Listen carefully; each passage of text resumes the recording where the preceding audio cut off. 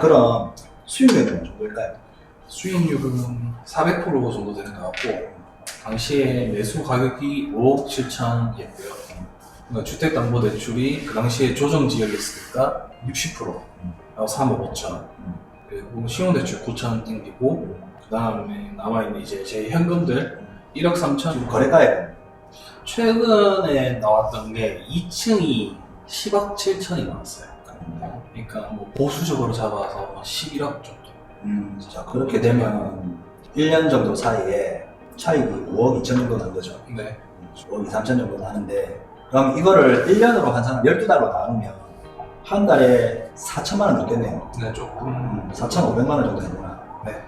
한 달에 그랜드 한 대값을 꾸준히 벌었다는 얘기가 되네요. 그렇죠. 대단합니다.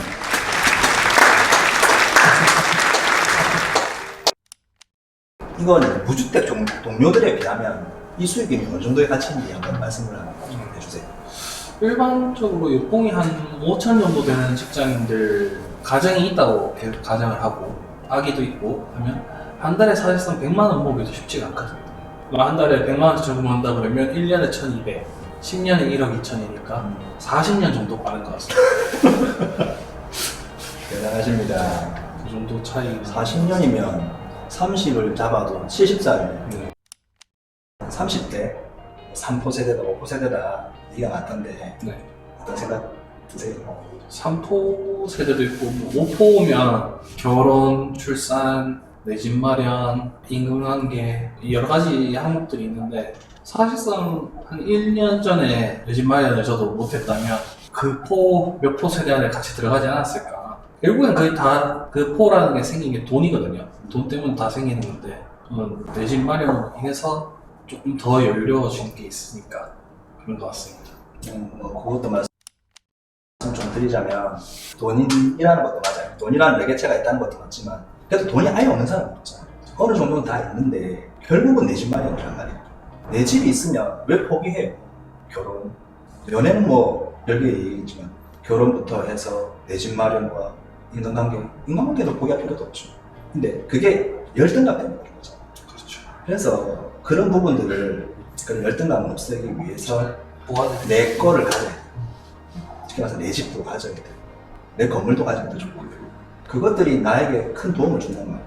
그걸 갖지 못하기 때문에 열등감을 가지고 사회를 비판하고 뭔가 좋은 걸 보면 좋다고 표현을 못하는. 그리고 뭐 제가 한 말씀 드리자면 뭐 오늘이 제일 싸다 집 살 때. 그런 말 맞아. 그런 말이 많은데 왜 그럴까요? 한번 생각을 해보자면 집값이 내려갈 수도 있어요. 내려갈 수도 있는데 올라가는 타이밍이 훨씬 더 길어요. 그렇기 때문에 그게 우리도 저 같은 경우도 정확하게 언제인지는 모르거든요. 바닥이. 근데 대충은 알아요. 그 대충만 알았을 때 여기서 어느 정도는 떨어지더라도 거기서부터는 오를 거다. 그 감정이 들면 그냥 매수에 자라나는 거고, 무언가를 봤을 때 시간을 자꾸 주는 거는 좋은 방법이 아닌 것 같아요. 그걸 넘어가면 그때부터는 못 사니까. 사실상 연끌 투자를 하시는 것 같은데 그렇죠. 하시게 된 이유가 뭘까요? 일단 사전에 준비 단계가 좀 있었고 나름대로 저한테 확신이 있었죠. 그러니까 처음에 라이언하우스님 만나서 따로 개인적인 인간관계도 좀 있으면서 주택에 관한 얘기도 많이 했었고, 사실상 라이언하우스님 만나기 전에는 저희 와이프랑 차 좋은 거 한 대 사가지고 여행이나 다니면서 이렇게 할 생각도 있었는데, 지금 돌아와서 생각해보면 그게 아찔하죠. 지금 너무나도 조급하잖아요.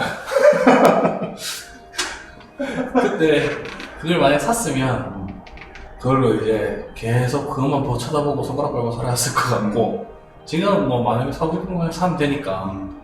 당시에 라이언하우스님이 인터넷 기초 체력, 기초 지식 같은 것들도 많이 이끌어주고 했었으니까 사실상 좋은 기회가 왔을 때 무리해서라도 기회를 잡아야 되는 도전을 할 수 있었던 것 같습니다. 게스트님 같은 경우는 연골 투자 이렇게 생각을 안 했던 것 같아요. 그러니까 내가 이걸 갖기 위해서 어쩔 수 없는 선택을 한 게 지금에 와서 봤을 때는 연골 투자처럼 보였던 거고, 그렇죠. 대부분이 그래요. 그래서 연골 투자, 이게 뭐 쉬운 말로 영혼까지 끌어당겨서 투자를 하겠다. 누군가 어르신들은 이걸 봤을 때 굉장히 불쾌할 수 있는 단어일 수 있어. 내 전 재산을 집 하나 사는데 써야 되냐. 그런데 집이라는 것도 어느 정도 클래스가 있어요. 각각 금액에 따라서. 그렇기 때문에 연골 투자를 한다는 건 내 모든 것을 바쳐서 좋은 집으로 클래스를 올리겠다는 뜻이에요. 그래서 이 연끌 투자라는 말이 유행하게 됐고, 사실상 집값이 점점점 천정부지로 솟으니까 내 모든 걸 쏟아서 이걸 사게 될 수밖에 없어요. 그런 부분인데 저도 마찬가지로 연끌 투자를 하게 됩니다. 그만큼 부동산 값이 많이 올랐고 모든 걸 쏟아야 나한테 좋은 반응이 오더라. 그런 이유 때문에 연끌 투자를 하게 됩니다. 자, 앞으로의 계획은 어떻게 되시는지 한번 말씀 주세요. 가지고 있는 집 가지고 좀 차익 실현을 하고 좀 더 실거주도 업그레이드하고 집도 더 많이 사서 건물 투자도 좀 하고 싶고 좀 더 계속 부동산 투자를 평생 이어갈 생각입니다.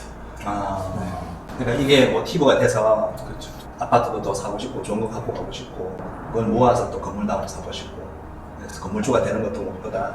그 말씀이시네요. 네. 멋지네요.